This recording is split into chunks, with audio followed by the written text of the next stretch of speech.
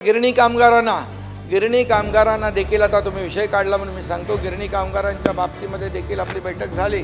कालिदास कोळंबकर इकडे आहेत आणि सगळे आपले मुंबईतले आमदार आहेत आणि त्यामध्ये देखील गिरणी कामगारांचा विषय अतिशय महत्त्वाचा आहे। त्याला कधीही कोणी हात लावला नव्हता, पण आपल्या महायुतीच्या सरकारमध्ये जवळपास 13,000 घरं त्यांना देण्याचं आपण त्या जवळपास 4-5 हजार घरं तर त्यांना आपण दिली, चाव्या किल्ल्या देखील वाटल्या आणि त्याचबरोबर मुंबई आणि MMR मध्ये त्यांना आता दूर जायचं नाही, पण त्यांनी सांगितलं मुंबईच्या लगत आम्हाला घरं पाहिजे।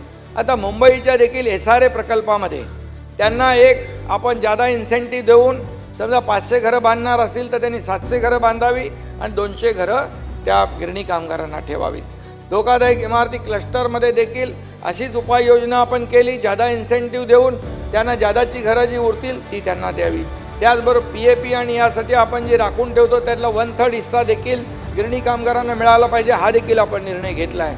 त्याचबरोबर पूर्वी रेंटल हाऊसिंग होतं, रेंटल हाऊसिंग नाही तर आता अफोर्डेबल हाऊसिंगच्या माध्यमातून आपण ती पुन्हा स्कीम सुरू करतो आणि त्यामधून देखील निर्माण होणारी घरं आपण गिरणी कामगारांना देणार आहोत।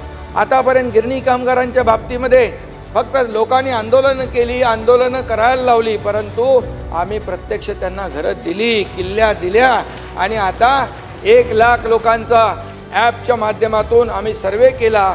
आतापर्यंत अशा प्रकारचा सर्वे कुणी केला नव्हता, तो सर्वे देखील केला आणि त्याचा अधिकार जो आहे तो आम्ही त्याची जे गिरणी कामगार पात्र गिरणी कामगार या ठिकाणी किती लोक आहेत याची नोंद केलेली आहे आणि म्हणून गिरणी कामगारांना देखील हे सरकार घरं दिल्याशिवाय राहणार नाही। वेगवेगळ्या माध्यमातून जवळ म्हणजे मुंबईमध्ये आणि मुंबई लगत ज्या ज्या ठिकाणी घरं निर्माण होतील, निर्माण करण्याचं आम्ही जे काही धोरण हे केलेलं आहे त्याला जादा इन्सेंटिव्ह देऊन, जादा FSI देऊन, अफोर्डेबल हाऊसिंगमध्ये ह्या सगळ्या गोष्टी ज्या आहेत या सगळ्या गोष्टी आपण या ठिकाणी करतो आहे।